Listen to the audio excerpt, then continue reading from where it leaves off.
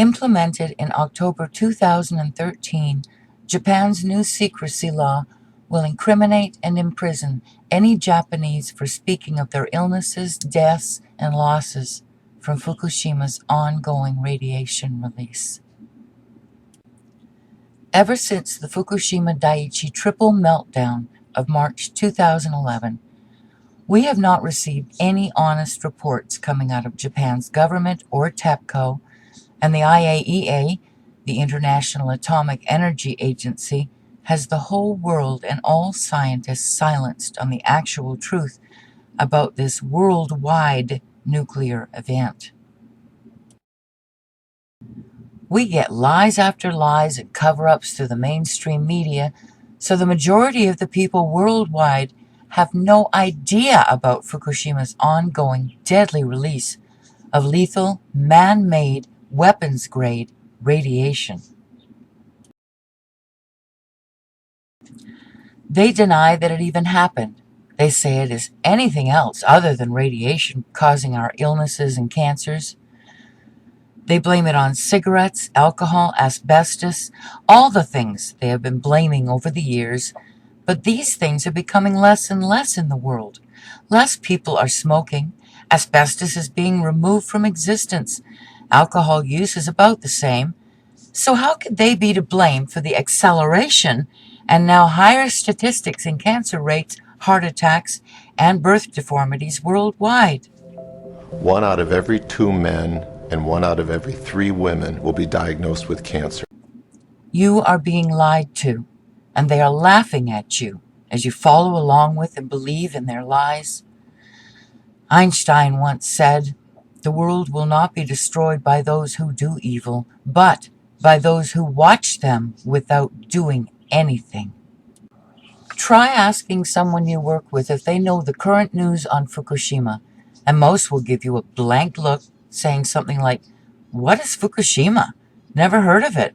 Or if they do know about it, their reply will be something like, "Oh yeah, that happened a few years ago. Those poor people over there."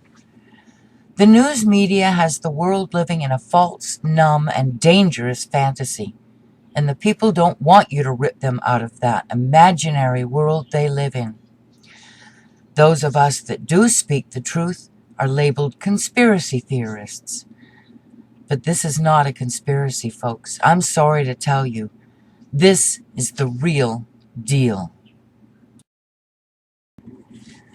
We now live in a deadly radioactive world.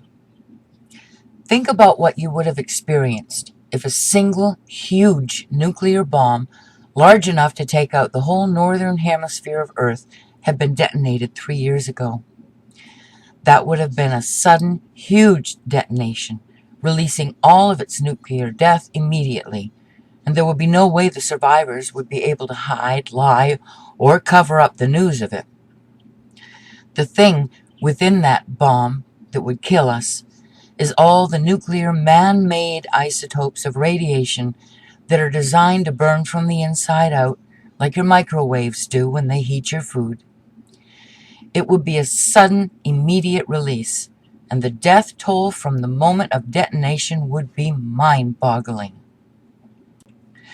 Now, realize that the explosions of the nuclear reactors at Fukushima 3 years ago may have been smaller detonations than a huge nuclear bomb designed to take out half our planet, but these detonations opened the sealed reactors and released their cores of nuclear materials to allow a constant release of the same weapons-grade nuclear isotopes that a huge nuclear bomb large enough to take out the northern hemisphere of Earth would also release.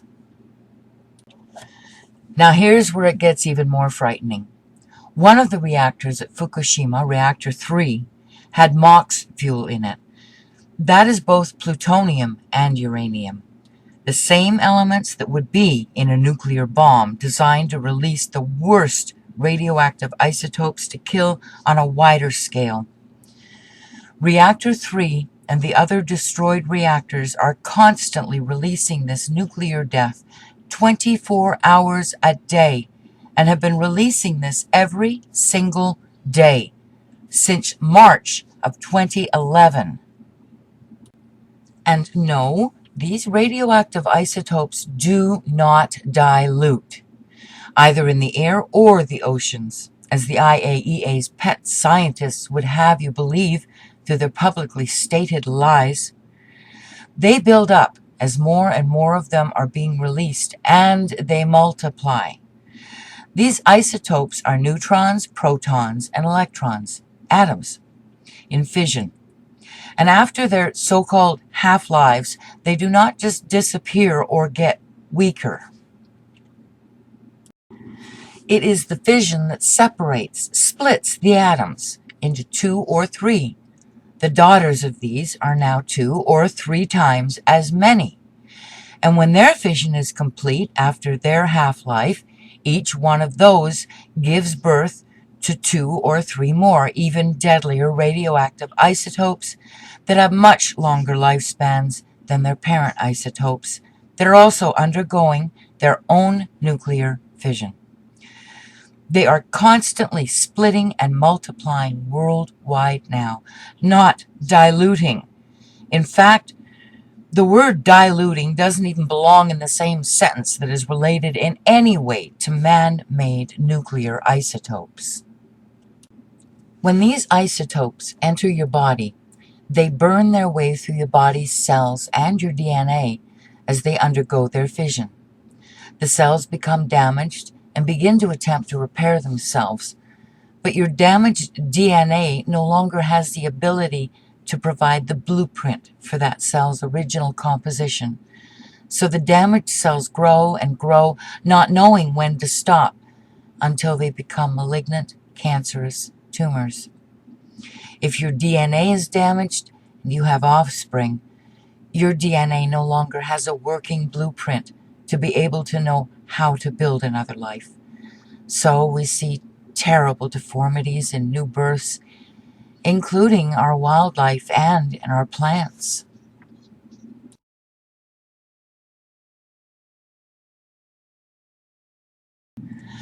So, in all truth, Fukushima needs to be compared to a very slow-motion, huge nuclear bomb that is slowly taking out the whole northern hemisphere of Earth, and much more, because these destroyed reactor buildings never stop releasing the radiation. The radiation now has become an amount that is much more than a single nuclear bomb detonation. Think about it. They don't even know where the 3 cores that escaped their reactors are now, so they continuously pour water over the areas to hopefully keep them from getting hotter. They are hot and fully active, burning their way with full nuclear fission into Earth's crust. Japan has no idea what they're doing and will not accept any help from the worldwide nuclear scientific community. Above all issues on Earth, we need to stop this radioactive release. But what we need to stop it with has not yet been invented. So, what is needed is a scientific think tank to be formed to attempt to invent something to stop this release. But the IAEA has the nuclear scientific community turned into puppets. Instead, our once trusted scientists speak of this disaster as though it is nothing to worry about, and compares it to natural, not harmful potassium-40 radiation in bananas and licking iPhone chargers. These levels of radiation are just above natural background at the WIP site. And so there is no expectation that those measurements for you or your children or anyone else will show exposure on a lung count. They're down in the levels of licking your iPhone charger. And I'm not trying to be funny. I'm trying to equate radiation exposure to something that you can understand. They're treating us as though we are as mindless as snails and watching us fall ill and die. Their argument will be that they do not want to create mass hysteria. Well, By not giving the world the truth, they are taking away our chances of survival. And I believe that puts them into the category of being mass murderers.